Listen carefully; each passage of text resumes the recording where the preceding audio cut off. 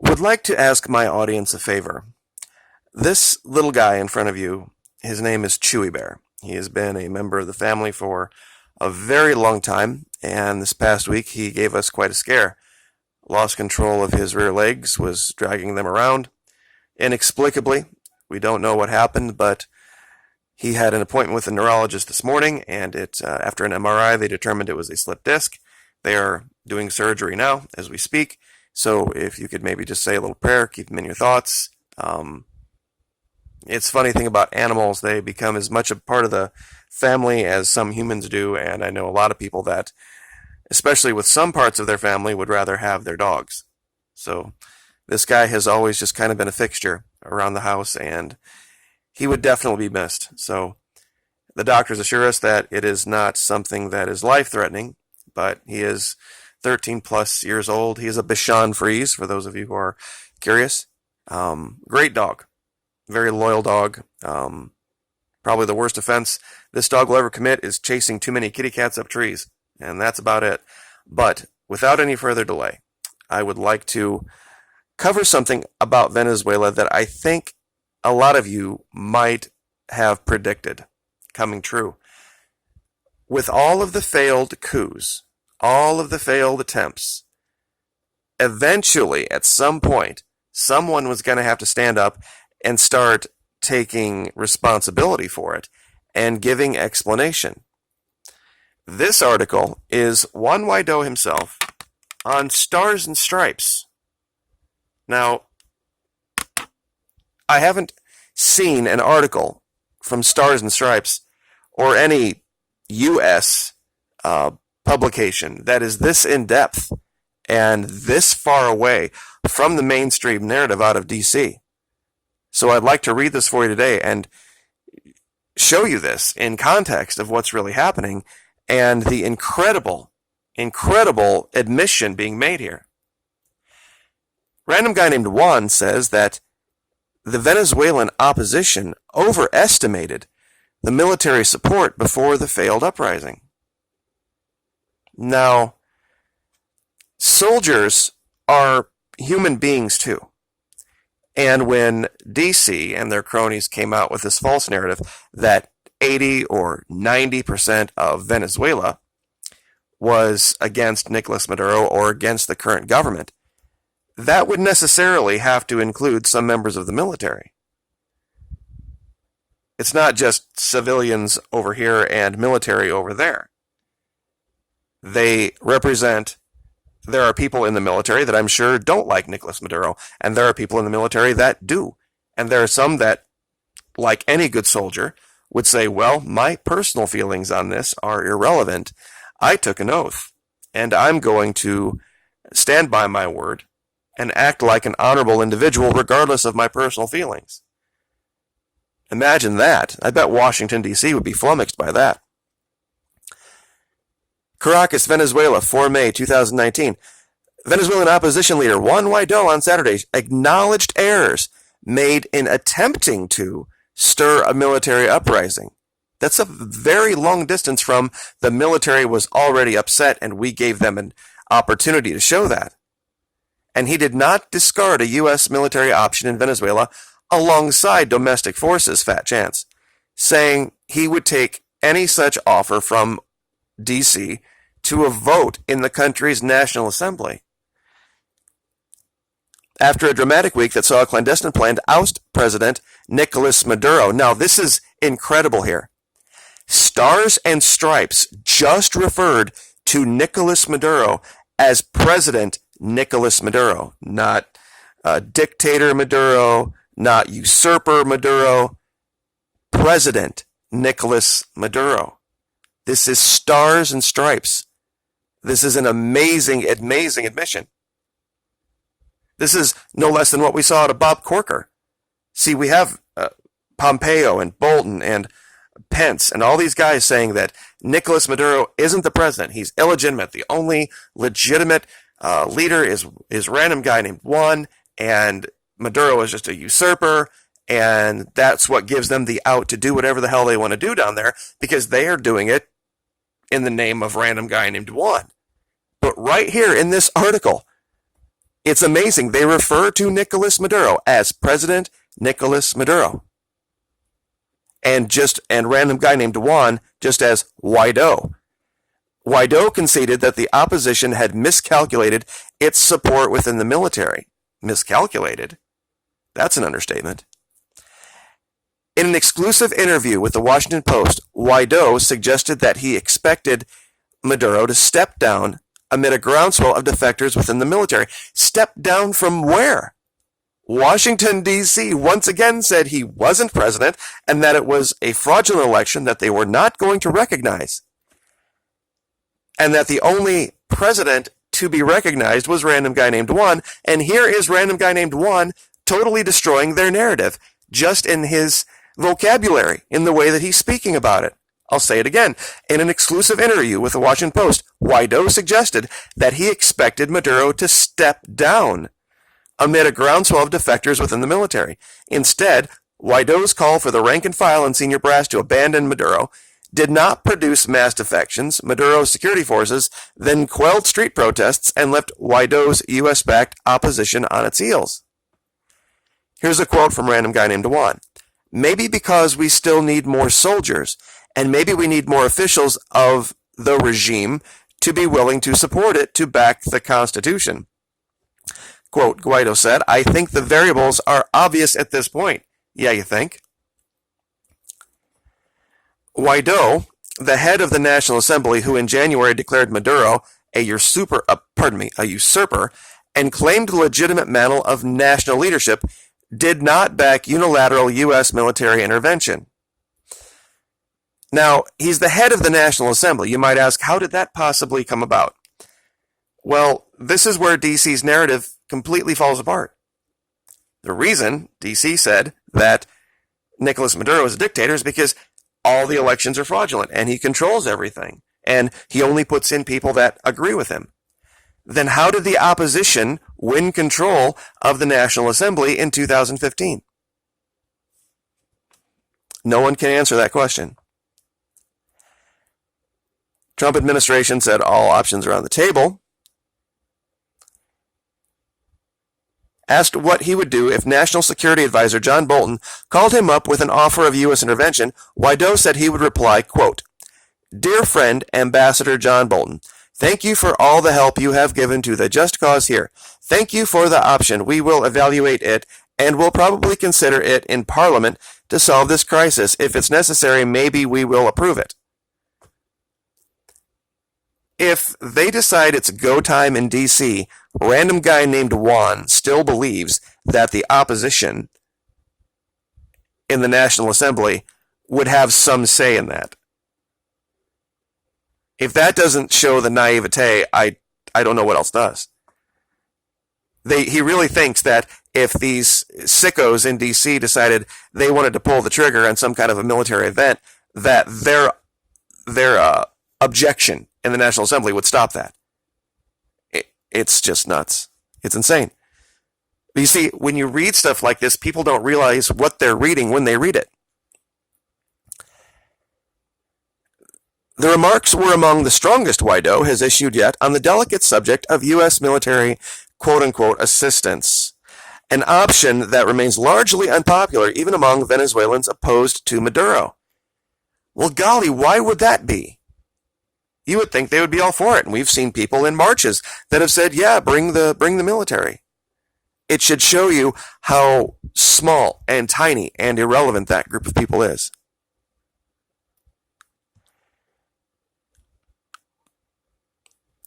Quote, he added, I think today there are many Venezuelan soldiers that want to put an end to leftist guerrillas and help humanitarian aid get in, who would be happy to receive cooperation to end usurpation. And if that includes the cooperation of honorable countries like the United States, I think that would be an option. You see, this is what D.C. loves to hear. D.C. loves to hear people confuse the United States, the people of our country, with them. And when someone like me would try to speak against D.C., the way this is worded, it would make it seem like I'm speaking against the people of the United States, which nothing could be farther from the truth. It shows their naivete.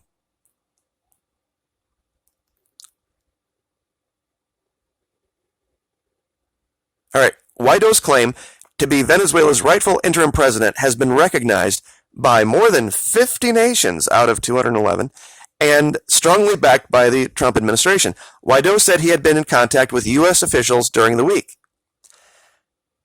And I'm just going to say it again. I'm going to say it every opportunity I have. If any member of our government decided to go collude with a foreign government, and gosh, this sounds familiar, to overthrow our elected leadership in this country, what would we call that person? That's sedition. That's being a traitor. That's a hanging offense, firing squad stuff. And look at how DC just fawns over this guy.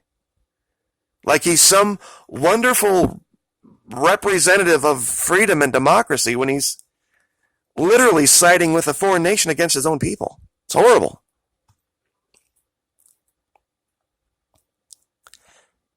Okay, here we go. This is the part I really wanted to get to. Yet the unraveling of a carefully laid plan to oust Maduro, including negotiations with his senior loyalists, has generated rifts within the opposition. Some of its senior leaders have issued recriminations over what went wrong. The sniping risks robbing the opposition of what became its single strongest asset in recent months, unity. That's never been the case. The reason the Chavistas have always held control, to some extent, in Venezuela. Even before Chavez took power, there was a group that didn't call themselves Chavistas at the time, was because they were united and those who were against them were always in it for their own little petty self-interests. They each had their own pet projects, and they could never get on the same sheet of music with each other. That's why they always lost. And that's just endemic to the state of mind of these selfish, wealthy, spoiled babies. It's always about them. With the Chavistas, it's about the people as a whole. Which, if you're anti-socialist and you're anti-social democracy and you are for capitalism, by its very definition, capitalism will cause division, strife, and you will never be unified supporting capitalism because in its very essence is division. Competition, destroying your neighbor, one-upping your neighbor, keeping up with the Joneses. You can never have a united group of people with that mindset. Some frustrated opposition members are blaming Leopoldo Lopez, Guaido's mentor, who escaped house arrest and appeared with Guaido on Tuesday morning for upending the plan. Now that's a strange thing to say. Lopez was one of the key architects of secret negotiations with government loyalists who were supposed to turn against Maduro on Tuesday, but his triumphant public appearance after escaping a military base, insiders say, was not expected. Some argue that it may have disrupted a carefully laid plan in which some of Maduro's senior loyalists were poised to force him out. Now, this is where a new part of the story begins. In the last 3 to 4 months, there have been 3 very suspicious helicopter crashes in Venezuela, and recently an ambush on a Jeep carrying some high-level officials. Initially, when I heard about this, I thought, okay, this is definitely Israel, Brazil, Colombia, perhaps the U.S.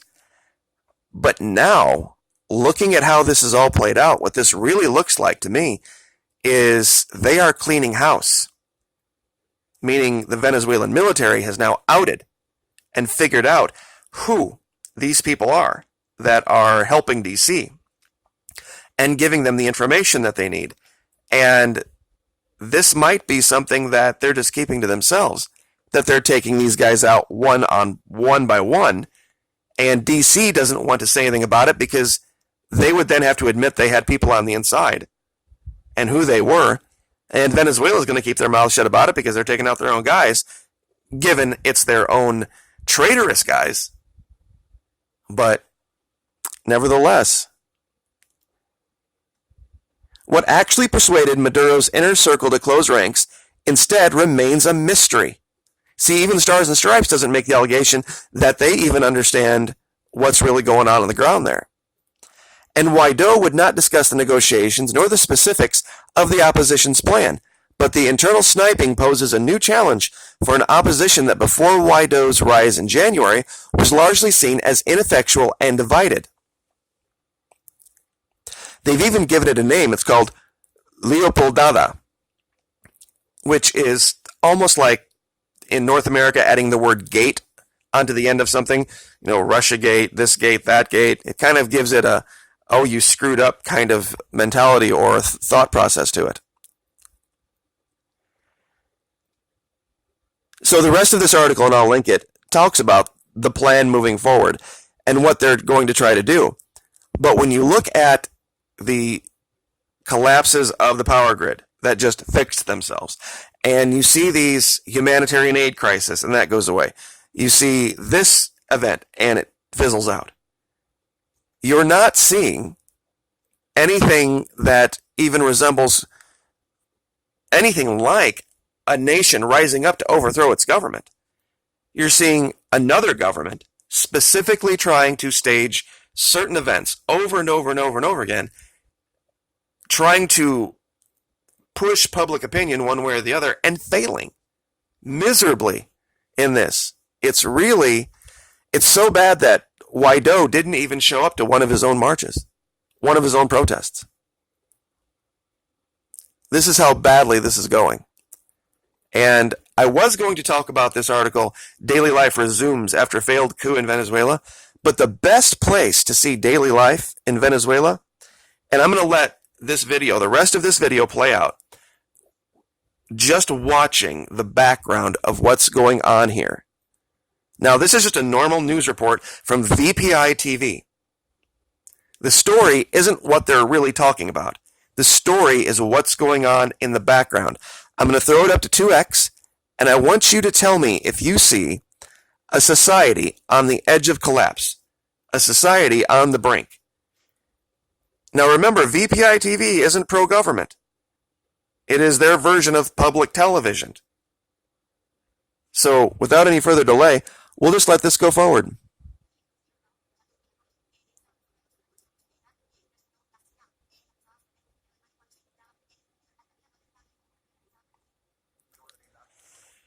Watch the people in the background.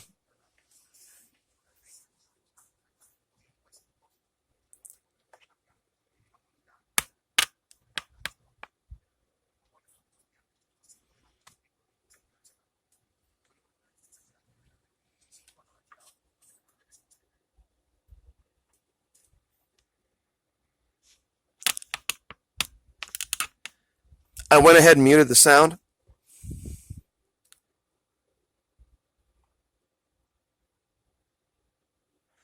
Clearly, it's something going on near a bridge here, but in all of these clips that we see where they're attempting to make the viewer think or believe something, it's always the people in the background that give away DC's propaganda.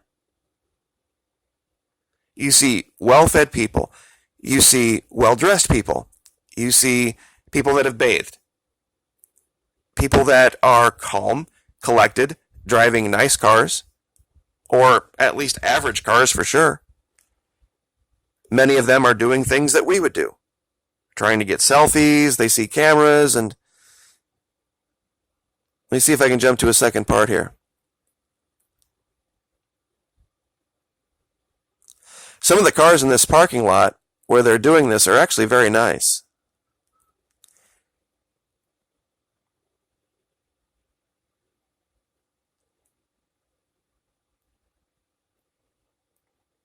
Here we go. And you can do this for yourself at VPI TV. They drop videos. In fact, you know what? I'm actually just going to go to VPI TV real quick here and show you all the different videos they have. And you can pick any one of these just randomly. They drop so many videos a day, it's crazy. It's, maybe 12, 13, 14, 15 videos a day. talking about literally everything. But there's always the case where you see people in the background. Oh, wait a minute. Hold on. Back up. Back the truck up. I just saw something. Look over here to your right, folks. Do you remember the story about the eating of pets and zoo animals? Check it out right here, folks. Well-fed dog. Right here.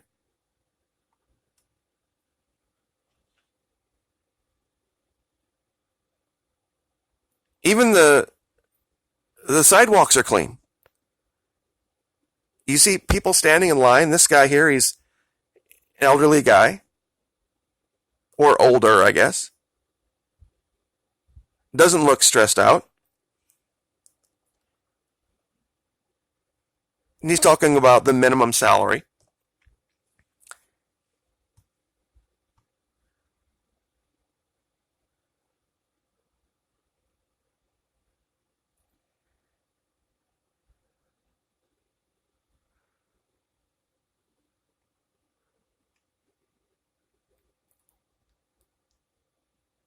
Out of all the videos that I've seen, I can count on one hand in the last year where I've seen any kind of upheaval that would seem to be out of the ordinary. And that can be shown in the States. I know the last part of this video is kind of helter-skelter, but it's just the point that if you really want to see the truth, everyday life is the truth for Venezuela. What are things like on the ground? I'm sure that's what everybody wants to know. And you get no better view than when they're not trying to show you something.